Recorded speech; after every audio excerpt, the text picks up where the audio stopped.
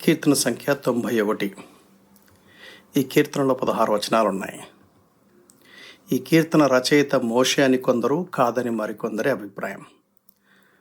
నా అభిప్రాయం అయితే బహుశా మోషే ఉండొచ్చు అని నేను తలస్తున్నాను.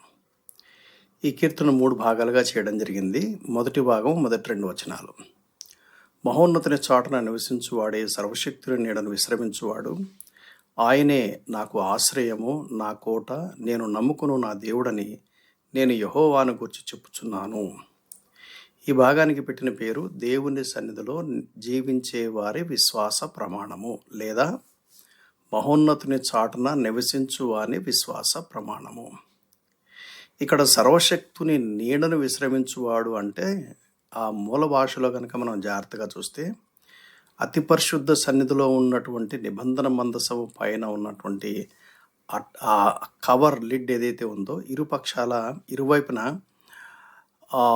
కెరూబులు రెక్కలు చాచినటువంటి దృశ్యము, దేవుని సన్నిధిని కాపాడుతున్నటువంటి, ప్రొటెక్ట్ చేస్తున్నటువంటి దృశ్యము, అక్కడ షెకైనా గ్లోరీ ఉంటుంది అని దేవుని వాక్యం జాగ్రత్తగా పరిశీలిస్తే మనకు అర్థమవుతుంది.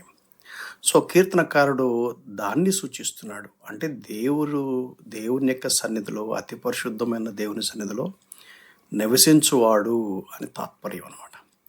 తర్వాత భాగము 3 నుండి 11 వరకు. వేట కాని ఊరిలో నుండి ఆయన నిన్ను విడిపించును, నాశనకరమైన తెగులు రాకుండా నిన్ను రక్షించును, ఆయన తన రెక్కలతో నిన్ను కప్పును, ఆయన రెక్కల కింద నీకు ఆశ్రయము కలుగును, ఆయన సత్యము కేడమును డాలునై ఉన్నది, రాత్రివేళ కలుగు భయమునకైనను, పగటివేళ ఎగురు బాణమునకైనను, చీకట్లో సంచరించు తెగులునకైనను, మధ్యాహ్నమందు పాడు చేయు రోగమునకైనను నీవు భయపడకుందువు. నీ ప్రక్కను 1000 మంది పడినను, నీ కుడి ప్రక్కను 10,000 మంది కూలినను అపాయము నీ వద్దకు రాదు. నీవు కనులారా చూచుచుండగా భక్తిహీనులకు ప్రతిఫలము కలుగును. యెహోవా, నీవే నా ఆశ్రయము అని నీవు మహోన్నతుడైన దేవుని నీవు నివాస స్థలముగా చేసుకొని ఉన్నావు. నీకు అపాయమేమియూ రాదు, ఏ తెగులును నీ గుడారమును సమీపించదు. నీ మార్గమన్నిటిలో నిన్ను కాపాడుటకు ఆయన నిన్ను గూర్చి తన దూతలను ఆజ్ఞాపించును. నీ పాదములకు రాయి తగలకుండా వారు నిన్ను తమ చేతుల మీద ఎత్తి పట్టుకుందురు.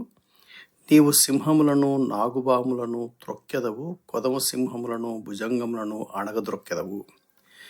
ఈ భాగానికి పెట్టిన పేరేంటంటే దేవుని సన్నిధిలో జీవించడం వల్ల కలిగే ఆశీర్వాదాలు.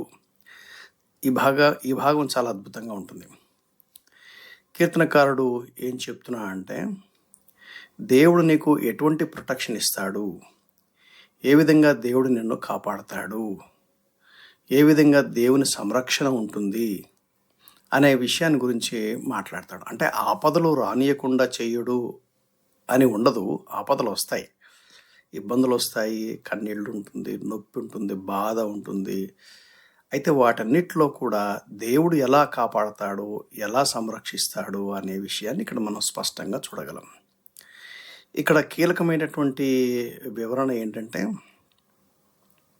4వ వచనం, ఆయన తన రెక్కలతో నిన్ను కప్పును, ఆయన రెక్కల కింద నీకు ఆశ్రయం కలుగును. ఎలాగా? ఆయన సత్యము కేడెమును డాలునై ఉన్నది. కేడెము, డాలు అవి రెండు ఏం చేస్తాయంటే ప్రొటెక్ట్ చేస్తాయి. దేంతో పోల్చాడు? సత్యంతో పోల్చాడు. దేవుని యొక్క సత్యం అంటే when we follow the truth, when we apply truth, సత్యాన్ని మన జీవితంలో అన్వయించుకుంటే ఎంత క్షేమంగా, ఎంత భద్రంగా ఉంటామో ఇక్కడ మనం చూడగలం. రెండవ విషయం ఏంటంటే 9వ వచనం, యెహోవా నీవే నా ఆశ్రయము అని నీవు మహోన్నతుడైన దేవుని నీకు నివాస స్థలముగా చేసుకున్నావు. అటువంటి వాళ్ళకి ఈ ప్రొటెక్షన్ అంతా ఉంది అనే విషయాన్ని మనం గమనించాలి. అది వదిలేసి మనం ఒట్టి ప్రామిసెసే క్లెయిమ్ చేస్తే కుదరదు. ఈ ప్రామిసెస్కు అటాచ్డ్ అయి ఉన్నటువంటి కండిషన్స్ కూడా మనం బాగా గుర్తుపెట్టుకోవాలి. తర్వాత భాగం 14 నుంచి 16 వరకు, అతడు నన్ను ప్రేమించుచున్నాడు గనుక నేను అతని తప్పించెదను, అతడు నా నామము ఎరిగినవాడు గనుక నేను అతని ఘనపరచెదను, అతడు నాకు మొరపెట్టగా నేను అతనికి ఉత్తరం ఇచ్చేదను, శ్రమలో నేను అతనికి తోడై ఉండెదను, అతని విడిపించి అతని గొప్ప చేసేదను, దీర్ఘాయుష్యత అతనిని తృప్తిపరిచేదను, నా రక్షణ అతనికి చూపించేదను. ఈ భాగానికి పెట్టిన పేరేంటంటే దేవుని సన్నిధిలో ఆశీర్వాదాలు పొందేందుకు గల షరతులు, కండిషన్స్ అన్నమాట.